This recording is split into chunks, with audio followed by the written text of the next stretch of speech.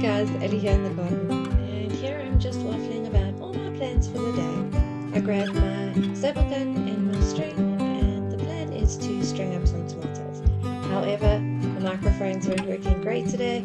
As you know, sound is a bit of a struggle with me, so I've got loads of footage and none of the sound. So please enjoy this montage of me doing the thing and getting the tomatoes strung. Chat to you now.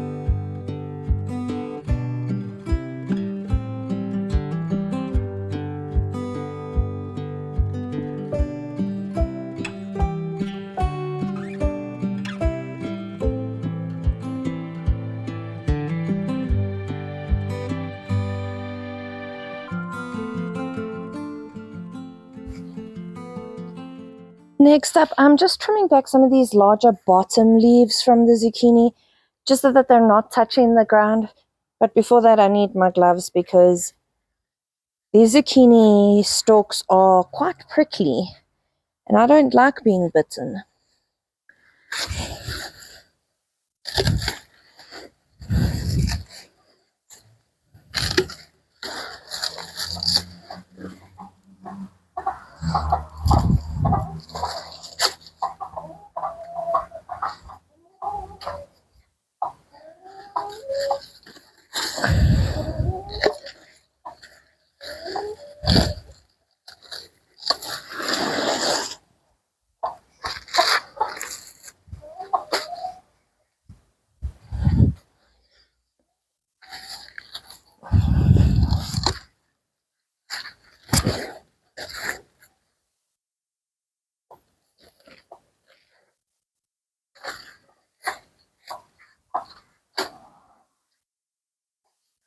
Okay, I think that's what I'm going to do for now. And I'm going to leave it as it is. I do have a few of these fruits that are touch and go as to whether or not they were actually pollinated. But I do have this lovely zucchini down here. I might take this one for our dinner tonight. While I'm down here, let me just show you what's going on with my sweet peas. I will bring the camera a little bit closer and get a shot to show you a little bit closer up what it looks like. But essentially what I've got here is I've got some of my sweet peas are dying back. They're looking a little bit worse for wear. And that is because we're trying to let them go to seed in order to save the seeds for the next growing season. It is the nature of the plant to want to go to seed because that's how they would breed. So it lives to reproduce. So it's putting all of its energy into creating these seeds, and it's slowly dying because the new seeds are forming. And in theory, these would then fall to the ground, dry out maybe, and then seed themselves for the next year. But yeah, it's looking a little bit worse for wear, and the wind is getting to it terribly because they don't have particularly strong stems and they are vining. They want to attach, but they do need a bit of support. So that's a lesson learned on my side at least. But I am going to pick the sweet peas that are here to encourage their little buds to continue to form flowers. Over here is the seed pod, and it does resemble the pea that we know to eat, but as you can see, the pod is a little bit more fuzzy, and the peas on the inside are a lot smaller, but they're not edible. They just loosely resemble the peas we are accustomed to eating.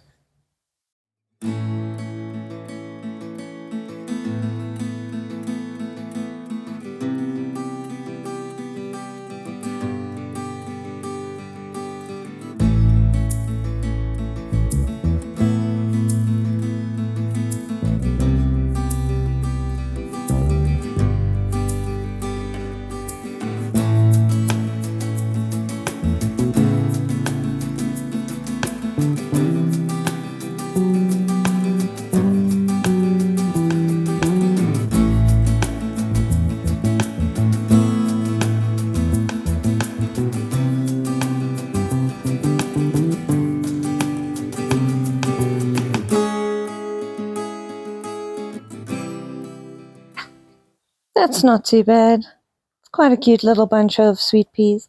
Put them in a vase and they'll make the room smell amazing. So I am now going to harvest these cabbage plants. I'm going to take the head for myself and then give the outside leaves to the chickens as their treat for the day. I'm going to just chop it off as close to the bottom as I can. This is a huge, like a thick stem. I don't think my cutters are going to cut through that.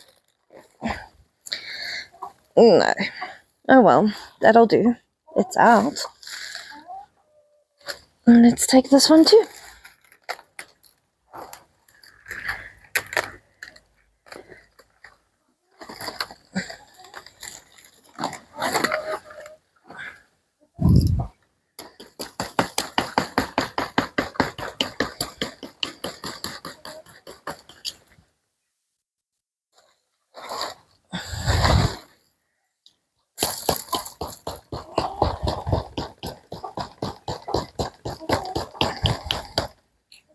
Perfect.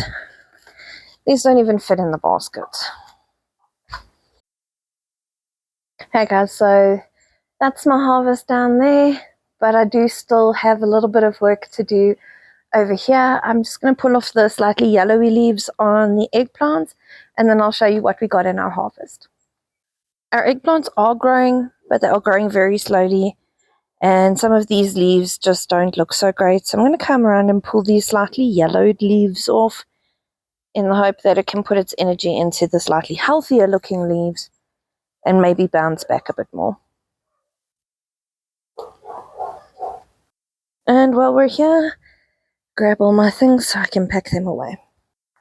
So this is our harvest for today, and you know what, I'm actually not upset about it. I did get 2 cabbages out of the deal. I'd say they're about a medium size. They have been left a bit long. They're starting to split, but that's okay. I'm going to dice them up anyway. I'm planning on making some sauerkraut with this cabbage, and if that's something you're interested in watching, let me know in the comments below, and maybe the next video can be a sauerkraut video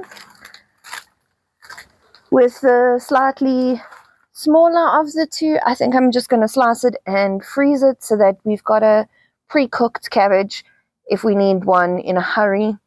More like a convenience meal food prep, but just so that it doesn't go to waste.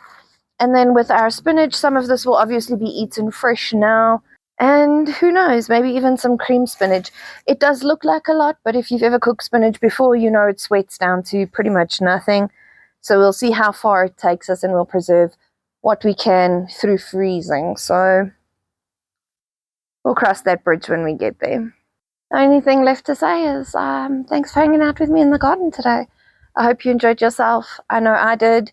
It wasn't a particularly exciting afternoon in the garden, but we did manage to get quite a lot done in a small amount of space, and that just shows you a little bit every day, and you can quite happily maintain a pretty decent and productive vegetable garden. See you on the next one, guys. Bye. We also got 2 strawberries.